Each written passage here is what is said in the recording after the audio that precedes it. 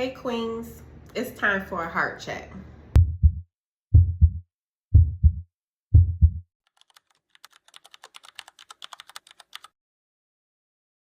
One thing that we wish every married couple would practice regularly is grace. Grace is what saved our marriage. This means giving your partner the benefit of the doubt, right? Yeah. Through mistakes, offering forgiveness as needed. Like it's a never ending bucket of forgiveness because it's not only for you, it's also for me. And just showing understanding when you fall short or where I fall short. That is also very important. And I wish other married couples would practice. So, and with that being said, we are all humans and bound to make mistakes, but choosing to respond with love and patience instead of frustrations, that can transform challenges into opportunities for growth. And I think you spoke about that earlier on how when somebody forgive you from a wrong and show you grace, it helps that other person get through a life lesson versus a punishment. A Right. punishment can discourage somebody to even want to change Right. because they may feel bad about themselves. But when you show grace, love, and forgiveness, then that person can grow, Right. learn. And that's what relationships are about. We are here to teach, we are here to show each other how to love and receive love. I agree. I think grace is one thing that should be showed in a lot of relationships, and Mm-hmm. it don't matter if it's with your significant other or if it's with children as well. I mean, sometimes you have to put the mirror up in front of yourself and just realize that you have made mistakes and you have missed the marks at times, and you need that same grace that you sometimes have to give to others as well, and sometimes you have to um, love people through their ugliest moments Yeah. in order to change behaviors that they never would have changed before. Yep. Because again, if it's not, you know, transformed, then it's transferred into other situations from that standpoint. So, Absolutely. we seen situations where somebody made mistakes, and I know for an example in my own life, situations where I was changed because of the grace that you showed me, Yeah. and just understanding that I wasn't perfect from that standpoint. And I know that I had a good heart, but I fell short and made some mistakes. But you loved me through that particular situation, which allowed me to change certain behaviors that if it had not have happened that way, I probably would have repeated that same type of behavior. Yeah. But again, that grace is what allowed me to learn my lesson. Like, because I felt bad about the situation that sometimes you have to go through it. You got to go through it to get to it from that Yeah. standpoint. So I went through it, and I came out a better person. You You did. know what I'm saying? And sometimes you don't look like what you done been through. And I know we don't look like what we done been through from that Facts. standpoint. But again, going through those trials and tribulations, it definitely helped build that character. But if everybody had grace to extend to others in that situation, I think a lot of marriages and relationships uh, would be, a lot happier from that standpoint.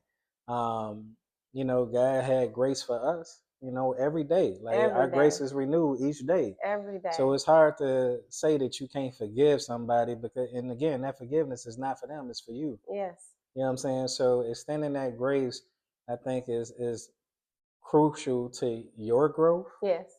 because you might get stuck in that situation. You might think the days might continue to go over, but you might be stuck in that situation. So you got to extend that grace so you can move forward in life in general. But I think that's a big part of it. It is. Yeah. And when couples practice grace, they create a safe space for each other. And, I'm sorry. Go ahead. Go no, ahead. you're fine. Go ahead. I was just about to say it just creates that safe space Yeah. for people to make mistakes because people are going to make Right. mistakes. But when you practice grace within your relationship and you accept it, then it's that space, it's that gray area to say, I can go in this space and I can trust that my partner won't necessarily leave me because of the human mistake that I made, Right. but help me grow through it. So I just Right. wanted to say that. Right. So I got a question for you. How do you know when to extend grace or when to just walk away? Hmm. When you are in a healthy relationship with someone who loves you, um, provide, respect, treat you like the queen that you are or the king that you are. You're not in a perfect relationship, but you are with somebody that make you feel good. That's when you show grace. If it's anything other than that, then it's something that you have to ask yourself, is it worth fighting for? Is this a lifetime relationship that I can see myself growing from? So I think it's a decision that you have to weigh out, and every situation will look different. And that's the importance of seeking professional help, to kind of help you see your way through that. Right. So it's more so understanding the difference between a mistake and a repeated pattern Yeah, or behavior from that standpoint. absolutely. Gotcha. Absolutely. If you Okay. identify patterns, that means that person isn't willing to change nor grow, or is not their time to. Right. Everybody is processed differently at different times, and it's not your job to try to change that person. So if there's repeated patterns, that is a good sign to exit and allow that person to grow. And if it's meant to be, it'll circle back. Hmm. One last thing that I would just kind of piggyback on this because you extending grace to other individuals, but one thing that I would love to see other couples like do is to pray for each other. Yes, You know what I'm saying? absolutely. Because sometimes, like as you mature and you get older, I can't come to you and say everything that I want you to change Hmm. because then you're gonna start feeling some type of way from that standpoint. But what I can do is speak to God. Yes, You know what I'm saying, and hope that He can change you from and that he can, standpoint, and he as can, and He will. and he You know, so and I know that that goes vice versa. Like everything that you probably felt about me, you didn't come to me and say it to me directly, but you went to God. You took it to God. I didn't have many nights praying to God about Yeah, you. I know you have. Hmm. And one thing's over time, you start realizing that you don't even have them same desires no more. You Hmm. know what I'm saying? Like they gone. Yep. Like his will for you, like you don't even have it no more. Yep. You know what I'm saying? So I'm not speaking about that from what I heard. I'm speaking about that from what I know firsthand. God So will do it. yeah, I think that just praying for your significant other, you know, for changes because nobody want to hear what they doing wrong all the time. You know what I'm Right. saying? So pray for them and you know let it go, surrender it, and keep it moving. Yep. That's so spot on. What's your favorite memory together? My favorite moment with you recently was like all of the memories we created this year. Yeah, And yeah. I say that. So we've been together for married for 17 years, basically together for 29, Right, like right, almost all of our life. right.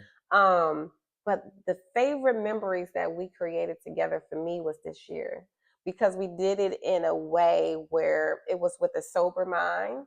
Mhm, It was intentional. mhm. So we planned things together and with the kids. It was memorable, and it was we had everybody around us that needed to be. Right, So at this point in our life, God has eliminated everybody that does not belong in our circle, and we're filled with love amongst us, from everybody that does belong. So the memories that we created, from the Women Evolve Dallas trip to Jamaica, with the wedding party, and then just time spent with the kids, I think has been the most cherishable, let me say that correctly, moments created with us and with the kids. yeah. I agree. I mean, I don't think it's much that I need to say from this standpoint, but I do think that this last past year has um, been one for the ages. You know what I'm saying? Because we definitely grown closer. I think um, we both made a conscious decision to truly invite God into our marriage. Yes.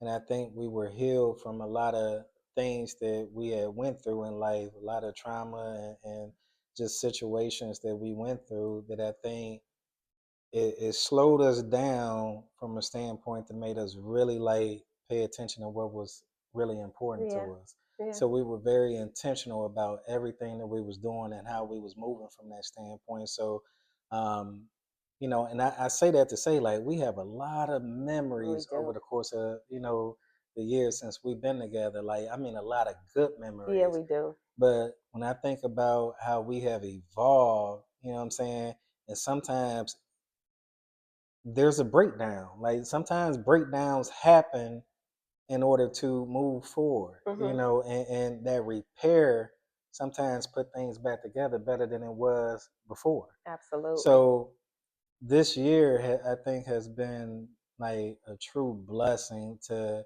where we've been clicking on all cylinders from that standpoint. The time has been intentional. We've been present. Yes. We've been, with the kids as they getting older and kind of in their own space with their friends, like just being together and having fun and cherishing the moments and the memories together. Like it's been a true blessing, and I know we're gonna continue to make more memories as the days go by. But this year, I think it's been something special about this year. It's been the best. It's Yeah, because God all in it. yeah, He he all got his in it. hands all He on it got from his that hand all on standpoint. it. And I thank him for that every day, every moment of the day. Like out of all these years, this year's has been the best. Yeah. This year has been the best. So thank you for sharing that. Yeah. How do you keep the spark alive after so many years? 17 years keeping the spark alive. What does that mean to us? I could tell you it just means intimacy. And it's trying new. So we didn't try probably everything under the sun within this relationship. But to me, right now, our spark is the intimate, not only physical touch, but intimacy as far as conversation. Mm-hmm. Like his intellect stimulate me. So that's the spark, and just having each other back. So it's exploring those things inside and outside of the bedroom and creating intimate moments throughout the day and acts of kindness. So that's the spark for me right now. I also think it's so important, and I want other couples and other people to know that the spark is having fun with each other. Like you said early on, this is my best friend, one of a handful. You are my best friend, and us laughing together and being silly together, that also creates that spark and funness and newness within our relationship. And I'm typically the one that is mostly laughing because I am a comedian too, but we need to go talk about that. But just keeping it interesting throughout the day and not being always serious, even as at our big age. Right. I agree. Last question, you guys. Okay. If I had to describe our marriage in 3 words, I would say that our marriage is one, committed. We are committed to each other. Our marriage was built on a bond that is rooted in unwavering dedication to each other, even through the challenges. So I know that I'm committed to you, and I feel, and you have expressed that you are Right. very I'm committed to definitely me. committed to you as well. Yes. Secondly, I would say that our marriage is very intentional. So we are intentional about prioritizing our relationship with purposeful effort, from communication to quality time or anything that we may need in the moment. And we know how to, we know how to modify it, tweak it when needed. But our relationship is that priority. Keeping everything intentional is also a way that I would describe our marriage. And then finally, our marriage is ever evolving. So as our marriage grows, we adapt to the changes and allow each other the space to grow individually and collectively. So, like you stated earlier, we're always growing. Each and every day, you should grow uh, to be a better person or version of yourself than you were the day before. And allowing your partner to grow in a space individually is so important because when they evolve, the marriage evolves. So that's so important, to just give your partner that space. And I'm thankful that you have given me the space, and sharing this part of this journey with me, of the evolution. And I know it's more to come, but I thank you for just always supporting me. And I just wanted to say that. Yeah, thank you, bro. So I would just chime in briefly just to piggyback on that, and I think everything you said was spot on from that standpoint. But I think you kind of touched on, being committed. That's I think that would be number one from that standpoint. I would also say that our marriage is favored from that standpoint. I think that Yeah, you can't be with somebody for 17 years and not enjoy them. You know what I'm saying? It's a lot of things that could go wrong in 17 years, a lot of feelings that you can have. yeah, So when you think about the fact that people have a choice if they want to be in that relationship or not, like you're not there by accident. So God definitely had his hands on us and carried us along the way, and kept us together from that standpoint. Thirdly, I would say that our marriage is blessed. We definitely had amen.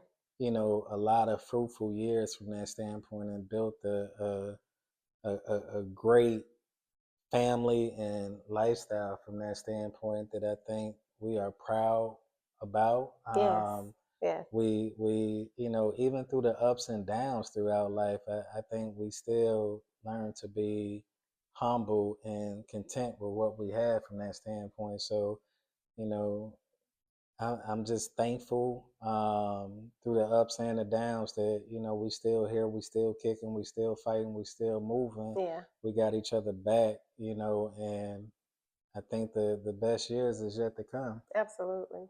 So that sounds like that's 6 words to describe our marriage, and I love all of them. Yeah, And I give God all the glory for it.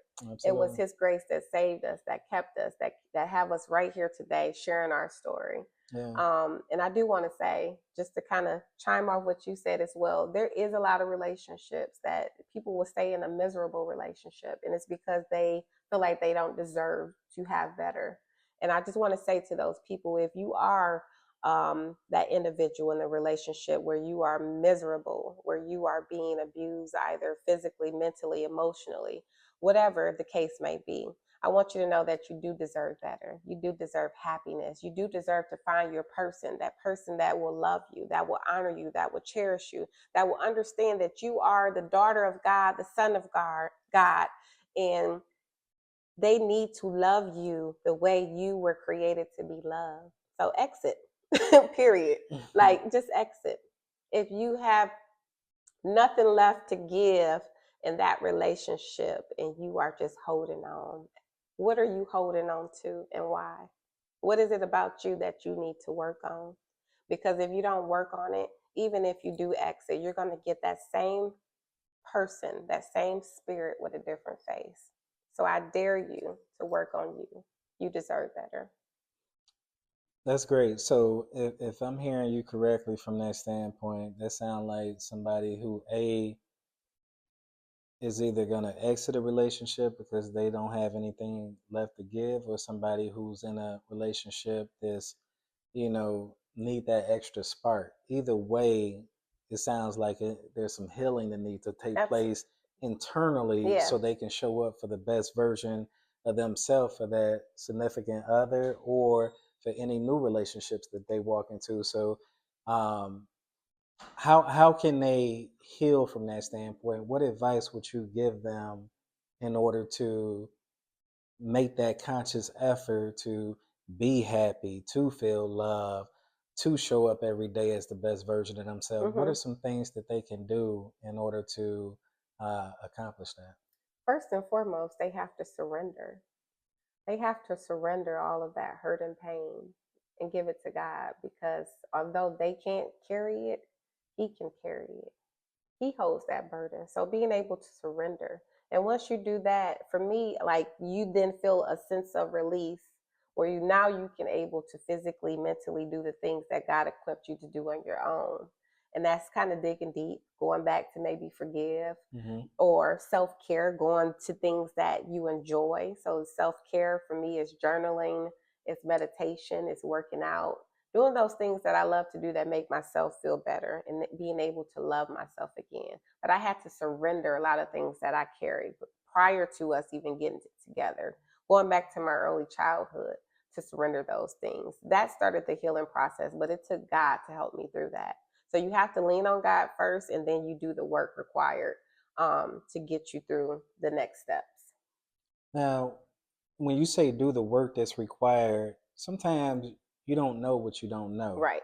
So if I'm looking to do that type of work, who should I reach out to for assistance in situations like that to kind of get advice on how to work through those situations? Yes, you will reach out to somebody that's equipped, like myself. So, a life relationship coach, even a therapist that can help you and hold you accountable along the way. Because, again, if you don't know, you don't know where to start. Right. But if you find someone, seek someone that does, and able to push you, it'll make that journey a lot smoother, but also give you things to walk away from, to have in your toolbox for future references. I agree.